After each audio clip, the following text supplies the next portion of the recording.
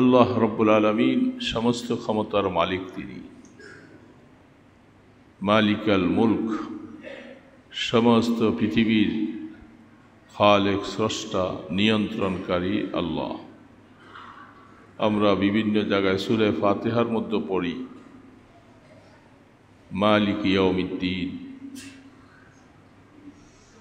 তিনি দিনে কিয়ামতের মালিক। সেইখানে মালিক ইয়াউমিদ্দিন বলতে যায়া বোঝা যাচ্ছে যে তিনি কিয়ামতের দিবসের মালিক, তাইলে দুনিয়ার যাবতীয় সব কিছুর মালিকানা সত্য তিনি নয়। তা অন্য আয়াতে আল্লাহ পাক বুঝাচ্ছেন, যেমন সূরা মুলকের মধ্যে আছেন তাবারাকাল্লাযী বিয়াদিহিল মুলক। ওই আল্লাহ তিনি কত বরকতময়, তিনি কত বড় ক্ষমতাওয়ালা, যার হাতে সমস্ত মুলকিয়ত, সমস্ত নিয়ন্ত্রণ রেখেছেন।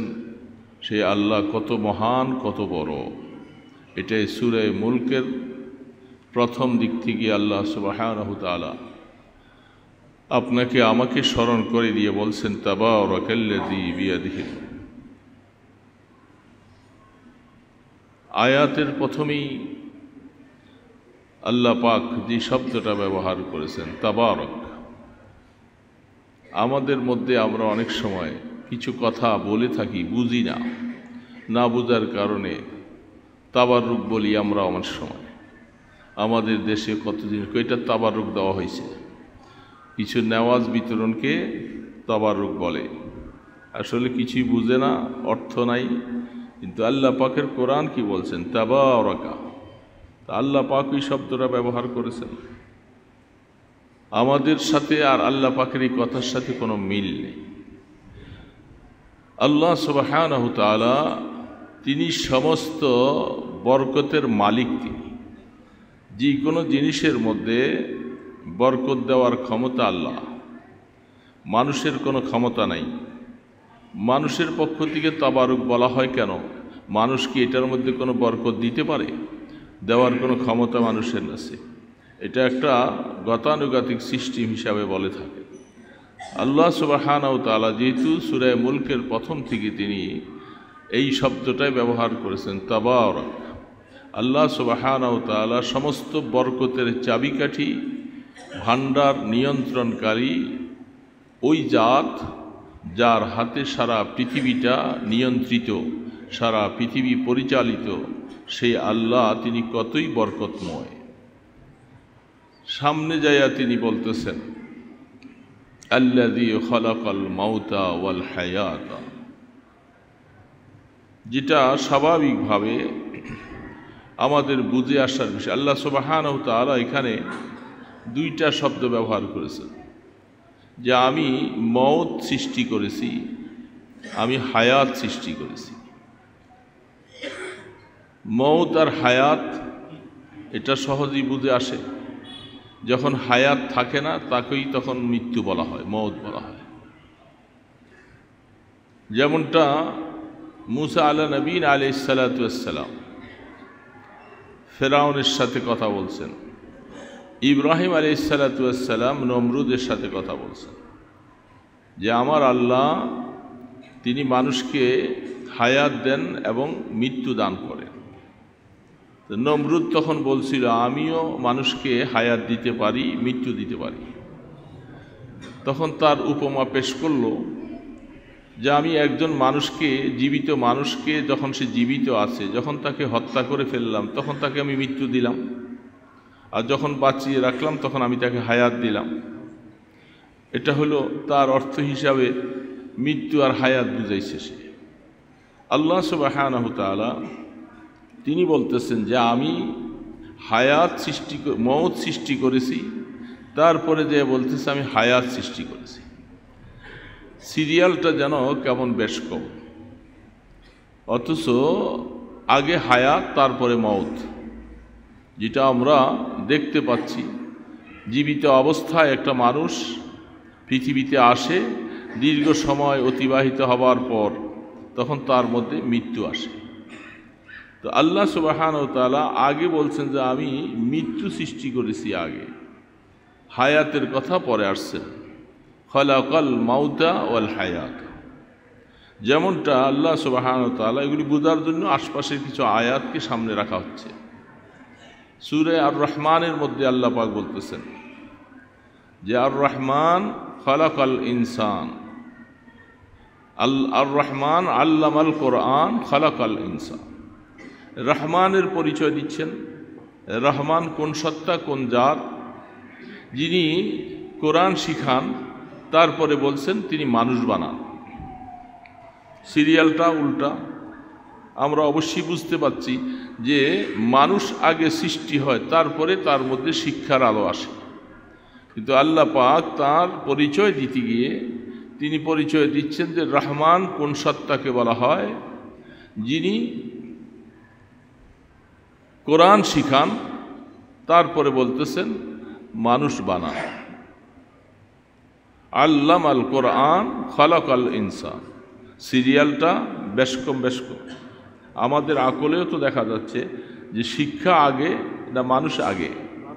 মানুষ আগে সৃষ্টি হবে, তারপরে শিক্ষা আসবে। কিন্তু আল্লাহ সুবহানাহু ওয়া তাআলা কি বললেন যে আমি আমার গুণ, প্রথম গুণ হলো রহমানের গুণ হলো আমি কোরআন শিখাই, তারপরে মানুষ বানাই। এই সবগুলার জবাব দেয় এক জায়গায়। আসলে তো মানুষই আগে আসে। মানুষকে আল্লাহ আগে সৃষ্টি করেন, তারপরে তখন আস্তে আস্তে করে সে বড় হয়, তখন তার মধ্যে শিক্ষা আসে। আল্লাহ রাব্বুল আলামিন কোরআন শিক্ষার কথাটা মানুষ বানাবার আগে এই জন্য বয়ান করেছেন যে আমার মানুষ বানাবার মাকসুদ হলো যে সে কোরআন শিখবে, কোরআন মতো জীবন কাটাবে। এই জন্য আমি মানুষ বানিয়েছি। যার কারণে ওটার গুরুত্ব বহন করার জন্য যে জিনিসটা আগে হওয়া দরকার এটাকে পরে, আর যেটা পরে হওয়া দরকার এটাকে আগে বয়ান করলে সেখানে শুধু এক কথাটাই বুঝাতে চাচ্ছেন, আত-তাকদীম মা হাক্ক তাখির ইউফিদুল হাসরা ওয়াল কাসরা। শুধু বুঝাবার জন্য, শুধু শব্দটা বোঝাবার জন্য আল্লাহ এইভাবে সিরিয়ালকে ভঙ্গ করে কথা বলে থাকে। তো এইখানের মধ্যে আল্লাহ কোরআন শিখার কথা আগে দিয়েছেন। যদিও আমরা এই আয়াত থেকে আমাদের জীবনের মাকসাদ আমরা সম্পূর্ণই ব্যতিক্রম। আমাদের জীবনে এমনটা আমি খুব কমই দেখতেছি যে আমরা বড় হওয়ার পরে আমার টার্গেট থাকবে আমি কোরআন আগে শিখব, তারপরে দুনিয়াবি শিক্ষা শিখব। এটা সম্পূর্ণ ব্যতিক্রম আমাদের জীবনে।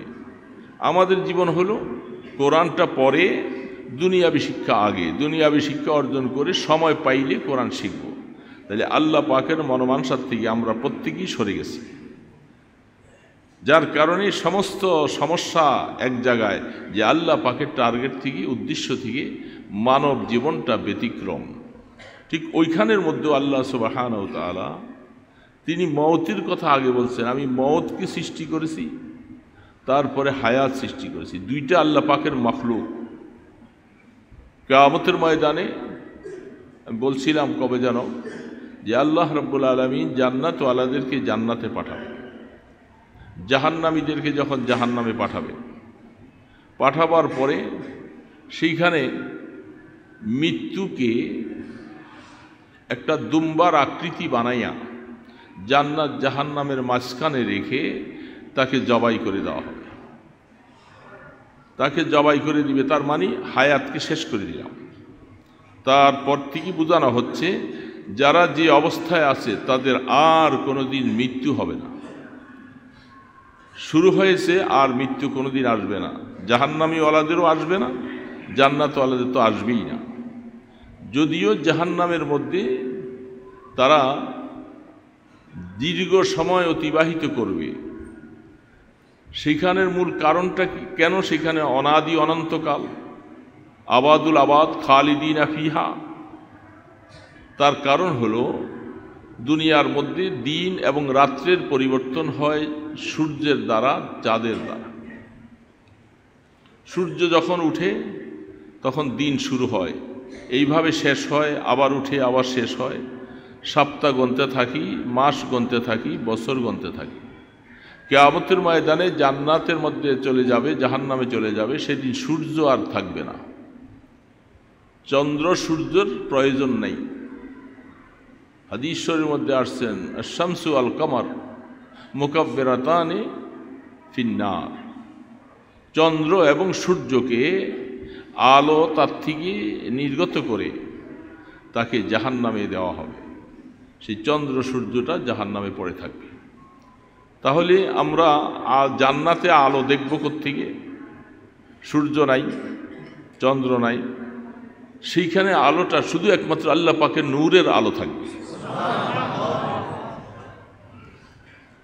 আল্লাহ পাকের নূর দ্বারা জান্নাতওয়ালারা সব দেখবে, শুনবে। সেখানে শুধু দুনিয়ার এই আলো নয়, আল্লাহ পাকের নূর। আল্লাহু নূরুস সামাওয়াতি ওয়াল আরদ, আল্লাহ পাক বলতেছেন সমগ্র জমিন আসমান সব কিছু তোমরা দেখতেছো, সূর্য আলো দিচ্ছে, চন্দ্র আলো দিচ্ছে, তারকা আলো দিচ্ছে, সমস্ত পৃথিবীর দেখা শোনার সব কিছুর একমাত্র হলো আল্লাহ পাকের নূরের মাধ্যমে তারা সব নূর প্রবাহিত করে। আল্লাহু নূরুস সামাওয়াতি ওয়াল আরদ মাসালু নূরিহি কামিশকাতিন ফিহা মিসবাহ। আল্লাহ সুবহানাহু ওয়া তাআলা তার নূরের দৃষ্টান্ত দিচ্ছেন, যেমনিভাবে একটা চেরাগ সলতা কেরোসিন দিয়া প্রজ্বলিত যে চেরাগ আগে ছিল এখন নাই, গ্রামগঞ্জ এখন নাই, যেহেতু বিদ্যুতের কারণে সেখানে ওই কেরোসিনের বাতি সম্পূর্ণ একেবারে নায়াব হয়ে গেছে, তার কোনো খবর পাওয়া যায়। তো একটা সাদা বোতলের মধ্যে তেল ঢুকাইয়া একটা সলতা দিয়া তার মধ্যে আগুন জ্বালাই দিলে চতুর্দিকে সে আলোকিত করে। এবং চেরাগের সাথে তুলনা এই জন্যই দেওয়া হয়েছে, চেরাগের আলোটা একদিকে সীমাবদ্ধ না, যেটা চতুর্মুখী। তো আল্লাহ সুবহানাহু ওয়া তাআলা কামিশকাতিন ফিহা মিসবাহ, আল মিসবাহু ফি জুজাজা, আজ-জুজাজাতু কাআন্নাহা কাওকাবুন দুররিয়্যুন ইউকাদু মিন শাজারাতিন মুবারাকা। আল্লাহ সুবহানাহু ওয়া তাআলা তার দৃষ্টান্ত দিচ্ছেন, সারা পৃথিবীর যত আলো তোমরা দেখতেছো সব কিছু একমাত্র আল্লাহ পাকের নূর থেকে নির্গত হচ্ছে, সব কিছু নূর সেখান থেকে, আসমান জমিন সব কিছু। মানুষ আমরা অনেক সময় আমরা চোখে দেখি, কিন্তু রাত্রে দেখি না, অন্ধকারে দেখি না। তাহলে চোখটার দেখার সাথে আলোর একটা সম্পর্ক আছে। চোখ কখন দেখবে? যখন সে আলো পায়। আলো না পাইলে চক্ষু দেখবে না, দেখবে। এই আলোটাই হলেন আল্লাহ পাকের নূর, যেটার মাধ্যমে মানুষ দেখে। আল্লাহু নূরুস সামাওয়াতি ওয়াল আরদ। এজন্য জান্নাতের মধ্যে চন্দ্র থাকবে না, সূর্য থাকবে না। চন্দ্র সূর্য শেষ, কিয়ামত পর্যন্ত, কিয়ামতের দিবসে থাকবে। যেহেতু বিভিন্ন হাদিসে পাওয়া যায়, যেটা আমরা জীবনে বহু শুনেছি, কিয়ামতের দিবসে সূর্যের তাপ হবে 12টা মুখে। এখন তাপ হচ্ছে এক মুখে। দূরত্ব কত বৈজ্ঞানিকের হিসাবে বলেন? হ্যাঁ, আপনারা এই হিসাব দিয়ে কত শুনছেন? বৈজ্ঞানিকেরা হিসাব করে বলছেন যে সূর্য দুনিয়ার থেকে কত দূরে? 9,32 বা 33 লক্ষ মাইল। এটা বৈজ্ঞানিক হিসাব করছে। সূর্যটা আসমানের ভিতরে না বাহিরে? ভিতরে থাকলে সেখানে বৈজ্ঞানিকেরা কিভাবে গেছেন? সূর্য আসমানের নিচে। যখন আমাদের দেশে এখন সব চন্দ্রে চলে যায়, চন্দ্র সেখানে প্লট টল বিক্রি হচ্ছে, ঘরবাড়ি বানানো হচ্ছে, আমরাও যাওয়ার জন্য আশায় বসে আছি। তো এটা আসমানের উপরে না নিচে? চন্দ্র এবং সূর্য দুটোটাই আসমানের নিচে। এবং সূর্যটা খুব ছোটই দেখা যাচ্ছে, পৃথিবীর থেকে কত কোটি গুণ বড়। কি আশ্চর্য কথা না? এগুলি আকল কোনোদিন কেস করে না। সূর্যটা মাত্র দেখতেছি ছোট একটা বাটির মতো, থালের মতো উঠে, এই পৃথিবীর থেকে নাকি 13 কোটি গুণ বড়, 13 লক্ষ কোটি। তাহলে পৃথিবী এটা একটা সৌরজগতের মধ্যে আল্লাহ পাকের একটা গ্রহ মাত্র, এই পৃথিবী। বিজ্ঞান যা আবিষ্কার করেছে, পৃথিবীর যখন ময়দানে হাসর কায়েম হবে, এই সূর্যটা ওই সময় 12 মুখে তাপ দিবে, 12 মুখে তাপ দিবে এবং মাথার 1 মাইল দূরে থাকবে। খুব সহজ না ব্যাপারটা? এখনই আমাদের দেশে চৈত্র বৈশাখে, তা তো আমাদের দেশে তাপের মাত্রা কম, 2 ঘন্টা 3 ঘন্টা মানুষ রৌদ্রের মধ্যে শুধু খালি এভাবে বসে থাকলে অস্থির হয়ে যায়, পাগল হয়ে, কোনো ছায়াবিহীন। আর সূর্য সেদিন 12টা মুখে মাথার 1 মাইল উপর থেকে তাপ দিবে, যেটাকে এই জমিনটাকে আল্লাহ পাল্টেই দিবেন। যেই জমিনে এখন বিচরণ করছি, দালান কোঠা, বিল্ডিং, ঘর বাড়ি, বিশাল কিছু দেখতেছি, এই জমিনটা থাকবে না, এটা আল্লাহ পাল্টাই দিবেন। সেই জমিনের মধ্যে বিল্ডিং নাই, পাহাড় নাই, নদী নাই, গাছপালা নাই, কিছু নাই, শুধু জমিনটাই থাকবে। সেই জমিনটা কত বড় হবে এটার হিসাব পৃথিবীর কোনো বৈজ্ঞানিক দিতে পারে নাই, কোরআন এবং হাদিসও তার ব্যাখ্যা এখনো দেয়নি।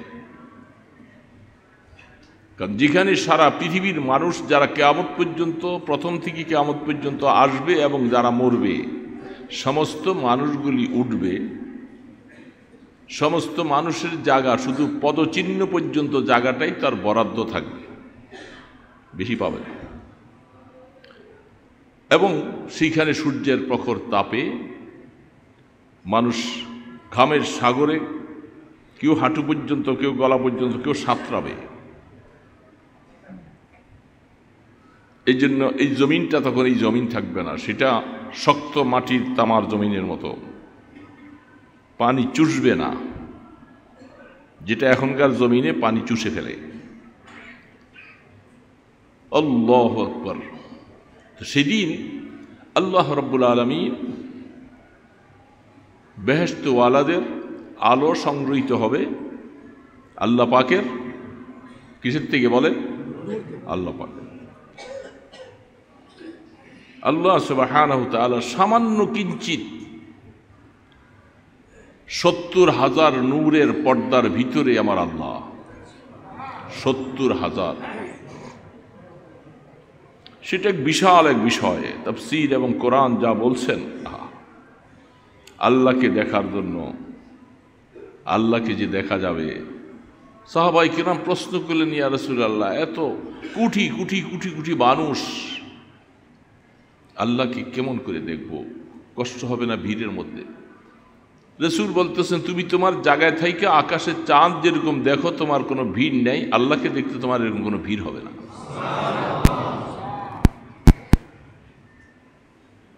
আল্লাহ সুবহানাহু ওয়া তাআলা সেই নূরের পর্দাকে সরাইয়ে যখন আল্লাহ পাক জান্নাতের মধ্যে আল্লাহ পাক তিনি দেখা দিবেন, যেটাকে তাফসীর বলতেছেন, হাদিস বলতেছেন, প্রথম সাক্ষাতে মানুষ বেহুশ হয়ে যাবে, সব আল্লাহ পাকের নূরের তাজাল্লি দেখে সহ্য করতে পারবে না, বেহুশ হয়ে যাবে আল্লাহ। তারপরে হুশ ফিরে আসবেন, হুশ ফিরে আসার পরেও আবার আল্লাহ পাক আপনার নূর সব দেখতে চাই, আর তখন দেখার মতো সেই শক্তি আল্লাহ পাক দান করবেন, যেটা আমাদের রাসূল সাল্লাল্লাহু আলাইহি সাল্লাম কি মেরাজে নিয়ে যাবার আগে আল্লাহ পাক সিনা সাক করেছেন, সব কিছু করেছেন। মুসা আলাইহিস সালামকে বলছেন, লান তারানি, আপনি কখনো আমাকে দেখতে পাবেন না। আর আমাদের রাসূল সাল্লাল্লাহু আলাইহি সাল্লামকে সে আরশে আজিমের মধ্যে নিয়ে গেলেন, আল্লাহ পাকের নূর তিনি অবশ্যই দেখেছেন। কি দেখেছেন, কিভাবে দেখেছেন, তার কোনো বর্ণনা তিনি এসা করেননি। রুইয়াতে বারি তাআলা সম্পর্কে একটা সাবজেক্ট, একটা বিষয় আছে হাদিসের পৃষ্ঠায়, যেটা সম্পর্কে আম্মাজান আয়েশা সিদ্দিকা সহ সাহাবায়ে কেরামদের মধ্যে এক দল, ভিন্ন আরেকটা দল। আম্মাজান আয়েশা সিদ্দিকা রাদিয়াল্লাহু তাআলা আনহার কথা হলো, রাসূল তিনি আল্লাহ পাকের দিদার করেছেন, তবে আল্লাহকে সরাসরি দেখেননি। আরেক দল সাহাবাদের কথা হলো আল্লাহকে দেখেছেন। এটা নিয়ে বিশাল বহস, 1 পৃষ্ঠা 2 পৃষ্ঠা নয়, বহু পৃষ্ঠা বিশাল বহস। আমরা এগুলি আমাদের বুঝারও দরকার নাই, আমরা মোটুক বুঝি, এটা ইমানের কোনো অংশ না।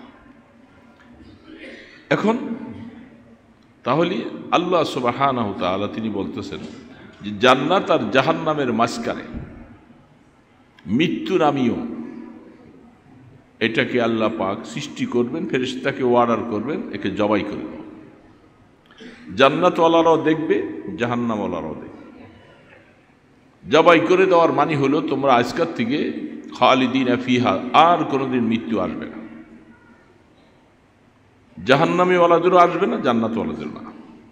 তো আল্লাহ রাব্বুল আলামিন সেই হিসাবে বলতেছেন আমি মৃত্যুর স্রষ্টা এবং হায়াতেরও স্রষ্টা। আল্লাযী খালাকাল মাউতা ওয়াল হায়াতা লিয়াবলুয়াকুম আইয়ুকুম আহসানু আমালা। আমি মওতকে আগে সৃষ্টি করেছি, তার মানিটা কেন? ওই আয়াতের মধ্যে, যেমন সূরা আর রহমানের মধ্যে, মানুষ দুনিয়াতে আসবে হায়াত নিয়ে, কোনো সন্দেহ নাই। হায়াত নিয়ে আসার পরেই যখনই তার মধ্যে আকলে সলিম, আকল আসবে, বুঝ আসবে, জ্ঞান আসবে, জ্ঞান আসার আগ পর্যন্ত সে নাবালক, ছোট বাচ্চা, তার কাছে আখেরাত নাই, দুনিয়া নাই, কিছুই সে বুঝে না। যখন তার মধ্যে আকলে সলিম চলে আসবে, তখন সে যেন এইটা কি প্রাধান্য দেয়, আমি এখন কিছু সময়ের জন্য বেঁচে আছি, আসলটাই হলো মওত। আসলটাই হলো মওত। কারণ যেহেতু মওতের পরে হায়াতটা অনাদি অনন্তকাল, আর বেঁচে আসি যে হায়াত নিয়ে বেঁচে আসি যে মাত্র 50, 60, 70, 80 বছর, তাহলে সে এই হায়াতটা পাওয়ার সাথে সাথে তার মধ্যে খেয়াল আসবে আমার আসল কি। আল্লাহ পাক সৃষ্টি করার সময় প্রথম বলেছেন মওতের কথা, তার মানে আমাকে মওতই খুব কাছাকাছি সময় চলে যেতে হবে, আমার আসল হলো মওত। মানুষ এই কথাটা যেন অন্তরের মধ্যে জায়গা দেয়, আমার আসল হলো মওত। তো যখন সে মওতের কথা যখন চিন্তা করবে, লিয়াবলুয়াকুম, আল্লাহ পাক ইবতিলা, আমি এই হায়াত আর মওতকে এইভাবে সৃষ্টি করে তোমাদেরকে ছেড়ে দিয়েছি, আমি তোমাদেরকে পরীক্ষা করব।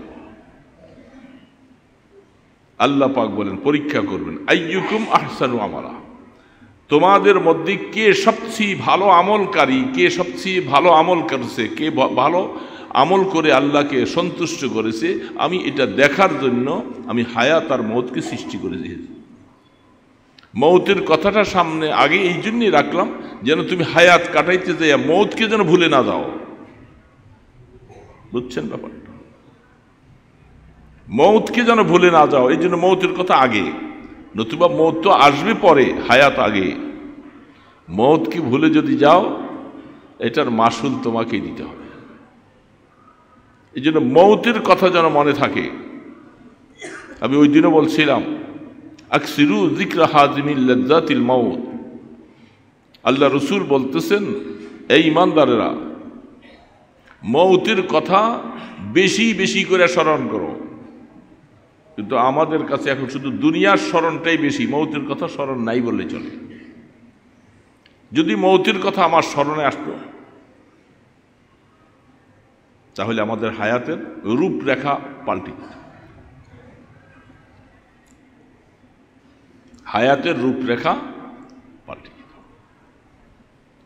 প্রত্যেকে নিজের অবস্থার দিকে চিন্তা করি, যেহেতু আল্লাহ পাকের কোরআন বলতেছে লিয়াবলুয়াকুম আইয়ুকুম আহসানু আমালা ওয়া হুয়াল আজিজুল গফুর। এক একটা আয়াতের ব্যাখ্যার মধ্যে বিশাল বিশাল হাকিকত রয়েছে। যেহেতু তুমি পৃথিবীর জগতে তুমি মওতকে সামনে রাইখা তুমি হায়াত কাটাইবা, তার দৃষ্টান্তগুলি অনেক সময় আসছে।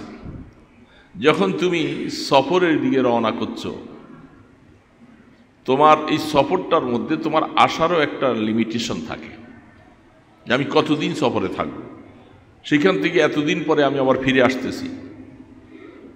হজের সফর বলেন, বিদেশি সফর বলেন, সব কিছুর মধ্যে একটা লিমিটেশন থাকে। জিজ্ঞাসা করে বন্ধুরা, তোমার এই সফরটা কতদিনের জন্য যাইতেছো তুমি? সে বলতেছে আমি অনলি পর 1 মাস থাকব, অথবা 15 দিন পরে আবার ফিরে আসতেছি। তোমরা তোমাদের গতিতে কাজ করো, 15 দিন পরে আবার দেখা হবে। তাহলে ফিরে আসার অবস্থাটা তার সামনে থাকে। আল্লাহ সুবহানাহু ওয়া তাআলা বলেন, হে জগতের মুসলমান মানুষ শোনো, অমুসলমানের কথা তো বলে লাভ নাই। আল্লাহ তাদের আকলের মধ্যে এমন পর্দা দিয়েছে, ইসলামের এত সৌন্দর্য দেখার পরেও তাদের আকলে এই কথা বলে না যে আমরা একটা বাতিল, একটা ভ্রান্ত মতবাদের উপরে আছি। এটা তারা বুঝে না। কেন বুঝে না? তাদের কাছে দাওয়াত পৌঁছে নাই, ইসলামের সৌন্দর্য পৌঁছে নাই। না পৌঁছলে তারা ইসলামের বিরোধিতা কেন করে? নিশ্চয়ই ইসলামের অবস্থাটা তাদের কাছে পৌঁছে বিদায় তারা ইসলামের বিরোধিতা করে, ইসলামকে ক্ষতি করতে চায়, ইসলামকে ধ্বংস করতে চায়। ইসলামের হাকিকত তাদের সামনে স্পষ্ট দিবালোকের মতো। তারা এই কথা কিয়ামতের ময়দানে বলতে পারবে না যে আমাদের কাছে দাওয়াত নিয়ে আসে নাই। পরিষ্কার দাওয়াত তাদের কাছে পৌঁছে গেছে। এই জন্য যখন মানুষ এই কথাটা সামনে থাকে যে আমার এই সফরটার পরে গন্তব্যস্থানের দিকে যাওয়ার পরে আমি আবার ব্যাক করব, কিছুদিন পরে ব্যাক করব, এই কথাটা যেন স্মরণ থাকে। আল্লাহ পাক এই জন্য খলাকল মাউতা শব্দটাকে আগে বলছেন, যে আমি মৃত্যুর কথা আগে বলছি। যদিও জন্ম তোমাদের হায়াত নিয়ে, কিন্তু মৃত্যু অনিবার্য, এবং মৃত্যুর কথাটা যেন তোমার জীবনের প্রত্যেকটা সেকেন্ড মুহূর্তে যেন তুমি মৃত্যুর কথা স্মরণ করো। এমন স্মরণ আছে আমাদের? আছে? না বললে গুনাহ হবে না, এটাই বাস্তব। মৌতের কথা আমাদের স্মরণ নেই। যদি স্মরণ থাকবে তখন নামাজটা ছুটে যায়, তখন আমাকে কে বাঁচাবে? ওই সময় নামাজ কেন ছুটল? কি কারণে ছুটে গেল? কি কারণে নামাজ ছেড়ে দিলাম? সকালবেলা আমি ঘুম থেকে উঠতে পারি না, আমার ঘুমে আমাকে নামাজ কাজা করে দিল। কি কারণে আমার ঘুম এত চাপলো? আমাকে একটা লিমিটেশন সময় দিয়েছেন না যে আল্লাহ তুমি এতক্ষণ মধ্যে জাগ্রত থাকো, এরপরে চোখের হক আদায় করে তুমি ঘুমিয়ে পড়ো। সকালে উঠে তোমাকে আল্লাহ পাকের হুকুম পালন করতে হবে। রাত্রে 2টা 3টা প্রোগ্রাম থেকে আসতে দেখি, 3টা 3:30 চাষারার মোড়ে এদিক দিয়ে দেখি দোকানপাটগুলি খোলা, বেচা কিনা চলছে। একদল মানুষ অটো চালায়, গাড়ি চালায়, আরেকজনে এটা বেচে ওইটা বেচে, সব কিছু। তখন মাঝে মধ্যে বলি, ওরা ঘুমায় কখন? ওরা ঘুমাবে যাইয়া ফজরের পরে। তাদের কাছে ফজর কারো কাছে আছে, কারো কাছে নেই। না থাকলে ওয়ালাই সংখ্যা বেশি। এরা যাইয়া বাস শেষ ভাগে, রাত্রের শেষ ভাগে যাইয়া শটান দেহি হইয়া ঘুমাই গেল। যেখানে ঘুমাইলেন এই ঘরটা আপনার বাবার, এই ঘরটা আপনার বাবার। এই ঘরটা যদি আপনার বাবার হয়, তাহলে আপনাকে রুটা বের হয়ে গেলে লাথি দিয়ে বের করে দেয় কেন? কেন বের করে দেয়? এত কিছুই করলাম যে আর শটান দেহের ঘর হয়ে আরামে ঘুমাইছে। এই ঘুমে তোমার চলে গেল 10টা 11টা পর্যন্ত ঘুমাইয়া, ওইটা আবার কাজে শুরু করলাম। মাঝখানে আমার আল্লাহ পাককে তুমি ভুলেই গেলা টোটেল। আল্লাহকে যে এই সময় একটু সেজদা দিতে হবে এটা তোমার মনে নাই, তুমি চলছো।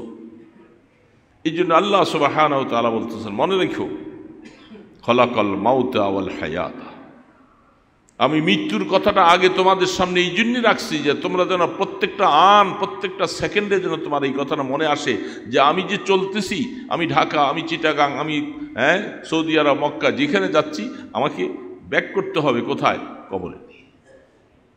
এই কথাটা তুমি টোটালি ভুলে গেলা। লিয়াবলুয়াকুম আইয়ুকুম আহসানু আমালা, তুমি হোসনে আমল, ভালো আমল কোনটা? যে আমলের প্রতি মুহাম্মদ রাসূলুল্লাহ সাল্লাল্লাহু আলাইহি সাল্লামের সিল মোহর আছে, রসুলের অনুসৃত বাণী, যেগুলি রসুলের সিল মোহরওয়ালা আমল, সেই আমলটা হলো ভালো আমল। আর এই ভালো আমল কে কতটুকু করেছো আমি সেটা দেখব। আল্লাহ কি দেখতেছেন কি দেখেন না? এই জন্য এই শব্দটার মধ্যে ব্যাখ্যা আসছে আহসানু, ভালো আমল, উত্তম আমল হতে হবে। উত্তম আমল যেটা, যার মধ্যে বেদাত নাই, যার মধ্যে শিরক নাই, যার মধ্যে মন গড়া আমল নাই। যেহেতু মন গড়া আমল করলে, বেদাত করলে সে ভালো আমল করতে পারবে না। বেদাত বুঝছেন তো? শুনেন নাই? বেদাত মানে দাঁত নাই। বেদাত মানে কি? দাঁত নাই। এটা শরীয়তের অনুমোদন ছাড়া যে আমলটাই হবে সওয়াবের কাজে করবে সেটা বেদাত, যে কাজটার উপরে শরীয়তের অনুমোদন নাই। এরকম শতে শতে বেদাতের উপরে আমরা লিপ্ত, আমাদের হায়াত চলছে, আর ওইটা করে মনে কি তৃপ্তি, কত তৃপ্তি যে আমি এত আমল করতেছি, কোনো লাভ নেই। এই বেদাতের উপরে খুব তৃপ্তি আসে।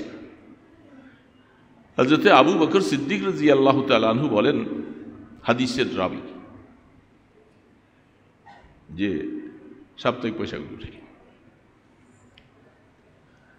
শয়তান মানুষকে আমল থেকে ফিরাবার জন্য চেষ্টা